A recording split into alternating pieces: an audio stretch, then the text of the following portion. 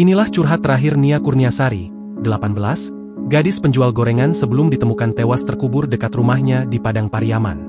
Nia Kurniasari alias NKS ternyata sempat curhat kepada sang kakak sebelum hilang dan menjadi korban pembunuhan. Hal ini diungkap kakak Nia Kurniasari yakni Rini Mahyuni, 19. Sebelum ditemukan tak bernyawa, Nia sempat mengeluh kurang enak badan. Hal itu ia utarakan sebelum menjual gorengan di hari Jumat, saat ia dinyatakan hilang. Awalnya sempat kami cari di jalan biasa Nia menjajakan gorengan, tapi tidak bertemu, ujarnya dilansir dari Tribun Padang, Kamis, 12 September 2024. Keesokan harinya, baru ditemukan jualan Nia berserakan dekat dengan kediamannya. Kemudian ditemukan pakaiannya hingga jenazahnya pada Minggu, 8 September 2024. Sehari jelang penemuan jenazah Nia, Rini mengaku pernah didatangi Nia dalam mimpi.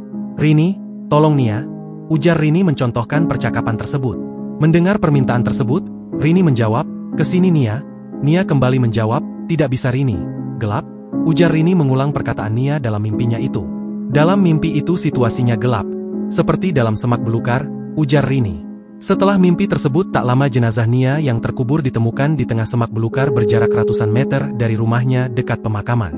Rini menyampaikan bahwa Nia merupakan adik yang baik, berbakti pada orang tua dan tidak neko-neko. Uang jualannya pun selalu ia sisihkan untuk keluarga dan kuliahnya, ujar Rini.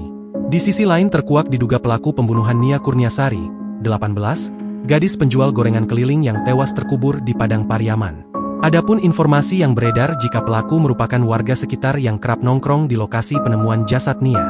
Fakta tersebut diungkap Koordinator Tagana Padang Pariaman, Daniel Debra yang tampil di acara YouTube Padang TV, Rabu, 11 September 2024.